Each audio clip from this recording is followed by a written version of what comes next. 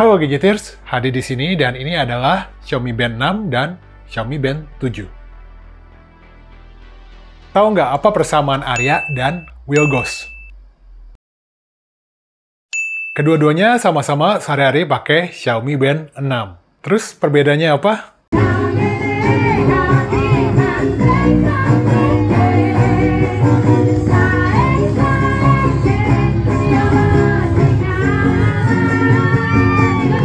Apa bedanya Xiaomi Band 7 dan Xiaomi Band 6? Nah, kebetulan Arya udah pakai Xiaomi Band 6 nih sehari-hari selama kurang lebih setahun terakhir. Jadi, apakah worth it buat upgrade?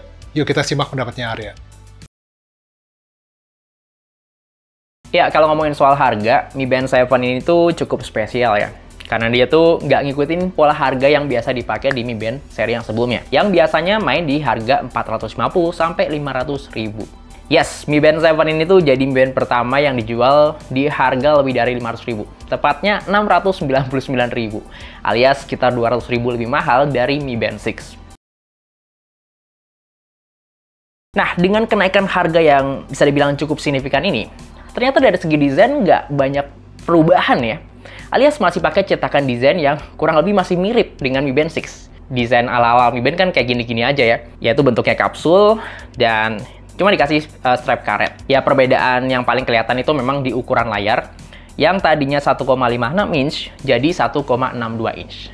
Tapi buat saya pribadi yang pakai Mi Band 6 sebelumnya, penambahan ini tuh nggak begitu berasa ya, alias ya masih mirip-mirip lah pakai Mi Band 7 dengan Mi Band 6 ini kalau dilihat dari penampakannya. Dan kalau nggak dikasih pembanding, orang awam tuh kayaknya juga masih susah buat ngebedain antara Mi Band 7 dengan Mi Band 6 ini.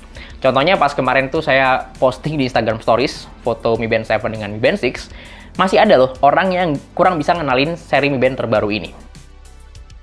Bahkan saking miripnya, strap Mi Band 6 ini bisa dipakai loh di Mi Band 7.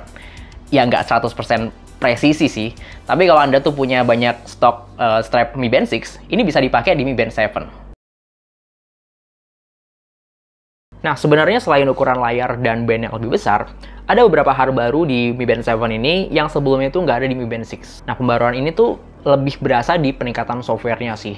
Yang ibarat kata tuh di Mi Band 6 itu masih berasa nanggung. Di Mi Band 7 ini tuh sifatnya lebih melengkapi bagian-bagian yang nanggung tadi. Nah, yang pertama dan yang paling kelihatan signifikan itu di fitur Always On Display. Yes, akhirnya Mi Band itu punya fitur AOD yang bikin layarnya full nyala seharian buat nampilin info, tanggal, dan juga waktu. Dan ini juga bisa di-schedule ya, mau itu dari bangun tidur sampai tidur lagi supaya nggak terlalu boros baterai. Ini menarik karena bisa ngasih lihat potensi layar AMOLED yang ada di Smart Band ini. Tapi ya gitu, berpotensi bikin boros baterainya. Nah, Always On Display di sini tuh sayangnya sifatnya statis ya, yang mana ini mungkin bisa berdampak negatif ke depannya. Kalau dibikin statis kayak gini bakal screen burn in ya, layarnya berbayang gitu. Makanya Always On Display di HP itu biasanya dibikin dinamis. Nah, kalau di Smart Band ini sayangnya dia nggak bisa bergerak Always On Display-nya. Terus yang kedua, akhirnya agenda kalender di HP itu bisa disinkronin di Mi Band. Ya, ini satu fitur yang cukup saya tunggu-tunggu sebenarnya di Mi Band yang sebelumnya. Karena dulu tuh pakai Mi Band 6, itu kalau mau sinkron kalender di HP itu nggak bisa. Dan mesti masukin agendanya secara manual dari aplikasi, dan itu ngerepotin banget sih. Di Mi Band 7 ini tuh tinggal sinkronin dan nanti bakal langsung kesinkron di layar Smart Band. Nah, karena ukuran layar sendiri juga cukup besar, kita juga ngelihat agenda kalender di Smart Band ini cukup lega dan enak ya. Apalagi warna fontnya tuh bisa dibedain antara agenda yang lagi berjalan, yang akan datang, atau yang udah lewat. Nah, yang ketiga, Mi Band 7 ini akhirnya bisa nampilin notifikasi panggilan masuk WhatsApp. Sebenarnya terlihat sepele ya, tapi karena fitur ini tuh nggak ada di Mi Band 6, saya tuh jadi cukup ngeh gitu kalau ada panggilan masuk di WhatsApp gitu. Meskipun posisi HP-nya lagi jauh gitu, lagi di ujung meja. Di Mi Band 7 ini tuh bakal muncul kalau ada panggilan masuk di WhatsApp gitu.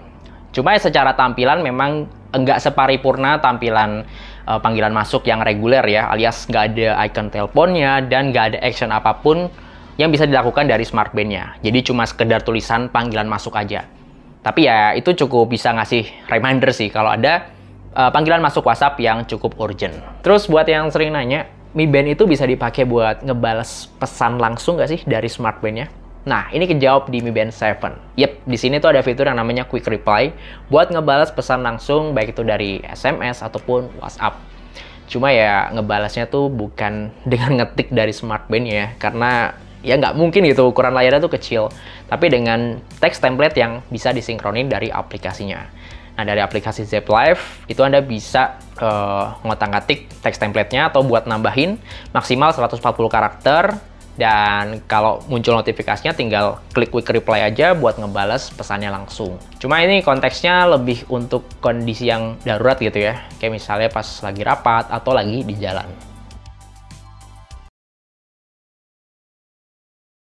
Kalau untuk hardware-nya, saya mungkin nggak bisa komen banyak ya. Apakah Mi Band 7 ini pakai mesin yang lebih baru daripada Mi Band 6? Tapi kalau ngelihat jumlah watch face yang bisa disimpan dari smartband-nya, Mi Band 7 ini jauh lebih besar. Karena dia tuh bisa nampung sekitar lebih dari 10 watch face. Jadi bisa langsung dipilih-pilih dari smartband-nya.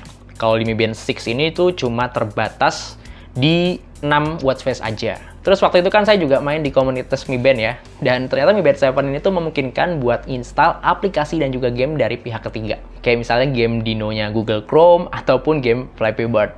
Cuma ya ini konteksnya masih belum resmi gitu ya, dan untuk file-filenya sendiri juga harus di-download dari situs-situs tertentu, terutama di situs komunitasnya Mi Band. Ya, saya berharap sih fitur ini bakal diresmiin lah sama pihak Xiaomi, karena secara fungsionalitas dan kemampuan, smartband ini mampu kok untuk ngelakuin hal-hal tadi. Nah, kalau buat monitor kesehatan, sebenarnya nggak ada pembaruan yang cukup signifikan ya, karena Mi Band 6 sendiri itu udah cukup lengkap, apalagi udah bisa monitor saturasi oksigen di dalam darah atau SpO2. Nah, di Mi Band 7 ini tuh fitur SpO2-nya lebih advance ya, lebih meningkat gitu. Karena dia tuh bisa monitor SpO2 secara terus-menerus sepanjang hari. Jadi udah mirip kayak monitor detak jantung, yang bisa diatur mau itu 1 menit sekali atau 5 menit sekali. Dan di aplikasinya sendiri juga bisa di-set nih, minimalnya tuh berapa SpO2-nya. Misalnya 80% atau 85%. Nah, kalau di bawah itu, nanti Mi Band 7 bakal ngasih feedback atau getaran buat ngasih tahu kita kalau SpO2 kita tuh udah gak normal atau udah turun banget. Tapi ya lagi-lagi fitur ini tuh berpotensi ngabisin baterai. Nah, kalau buat tracking olahraga, Mi Band 7 ini tuh lebih banyak pilihan jenis olahraganya ya. Bisa sampai 110 jenis olahraga. Di Mi Band 6 itu kan memang masih terbatas di sekitar 30 jenis olahraga. Tapi pas ngelihat lebih detail lagi, ternyata untuk olahraga-olahraga yang sifatnya tuh non-primer, yang diukur tuh memang hanya terbatas di kalori, detak jantung, sama info waktu aja. Alias dari skin luarnya itu beda-beda, tapi pada akhirnya yang diukur cuma itu-itu aja. Sementara untuk tracking olahraganya sendiri, Mi Band 7 ini masih ngandelin koneksi GPS dari smartphone ya. Ya masih sama Mi Band 6. Di harga segini sih, saya berharapnya smartband ini tuh bisa punya fitur built-in GPS. Tapi ya, efek baiknya, kalau masih pakai GPS dari smartphone, tentu buat tracking olahraga nggak begitu boros baterai, dan untuk ngunci lokasinya juga lebih cepat. Nah, Mi Band 7 ini tuh juga ngeboyong salah satu fitur premium yang biasanya ada di smartwatch. Yes, sekarang bisa buat monitor VO2 Max. Sederhananya fitur ini tuh bisa ngukur ketahanan tubuh pas dipakai olahraga ya. Dan ini kepake banget buat para atlet, buat ngukur performa daya tahan tubuhnya sebelum dan sesudah latihan. Tapi buat naikin skor VO2 Max ini tuh nggak bisa olahraga yang ringan-ringan aja kayak misalnya jalan kaki atau ya lari seadanya gitu. Mesti olahraga-olahraga yang cukup ekstrim yang mana detak jantung kita tuh posisinya pas lagi tinggi-tingginya. Itu bisa buat naikin skor VO2 Max. Dan buat kaum rebahan atau yang olahraga mungkin seminggu sekali, kayaknya fitur ini bakal jarang dipakai sih.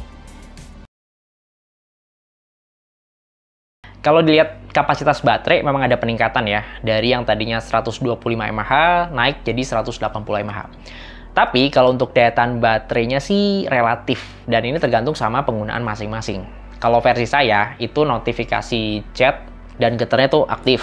Always on display-nya aktif dari jam 8 pagi sampai jam 5 sore. Terus untuk monitor detak jantung plus SpO2-nya saya nyalain seharian penuh. Dan saya pakai olahraga itu 2 hari sekali. Itu baterainya nyisa 5% di hari kelima. Nah, di Mi Band 6 ini tuh bisa lebih lama sih, sekitar 6-7 hari. Dan itu tanpa always on display plus monitor SpO2 yang terus-terusan. Ya, untuk always on display ini emang cukup nguras baterai ya. Meskipun secara kapasitas baterai di Mi Band 7 ini tuh lebih besar. Kalau untuk kabel chargernya, ternyata Mi Band 7 ini masih sama ya dengan Mi Band 6. Cuma untuk durasi, Mi Band 7 ini beberapa menit lebih lama. Tapi masih sama-sama di atas 1 jam buat ngisi baterainya dari 5% sampai bener-bener penuh. Ini kemungkinan karena ya kapasitas baterainya gede, tapi ya nggak ada upgrade signifikan di chargernya. Ibaratnya ngisi air nih. Arus airnya sama, embernya lebih gede. Ya yang lebih gede ini yang lebih lama ngisinya. Ya kalau menurut saya sih sebagai pengguna Mi Band 6 sebelumnya, pembaruan yang ada di Mi Band 7 ini tuh sebenarnya bagus gitu. Bisa ngasih tampilan yang lebih menarik, animasi yang lebih cakep, dan ada beberapa fitur baru gitu. Tapi dengan selisih harga yang bisa dibilang cukup signifikan tadi, ya pembaruan-pembaruan ini tuh nggak berasa istimewa-istimewa banget. Apalagi secara desain juga masih mirip-mirip ya. Nah dengan harga yang udah di atas 500.000, sebenarnya Mi Band 7 itu bakal lebih bagus lagi kalau dia tuh bisa ngasih fitur-fitur tambahan. Kayak misalnya fitur auto brightness. Jadi kalau mau ngatur kecerahan layar itu nggak perlu bolak-balik ke pengaturan. Itu ribet banget, Pak. Terus, ya harga segini minimal udah punya fitur built-in GPS lah. Jadi kalau mau tracking olahraga tuh nggak harus selalu connect sama HP. Pas lagi nggak bawa HP tetap bisa connect ke GPS-nya dan bisa buat tracking kayak misalnya buat lari, sepedaan, atau dipakai buat jalan santai aja. Oke, sekian aja pendapat gadget kamu tentang Xiaomi Band 6 dan Xiaomi Band 7. Terima kasih udah menonton video ini sampai selesai. Semoga bermanfaat. Kalau masih ada pertanyaan, tulis aja di kolom komentar di bawah video ini. Saya Hadi Gunawan, tadi ada Arya, dan di belakang kamera ada Tama. Kami undur diri, kita jumpa lagi di video berikutnya. Cheers!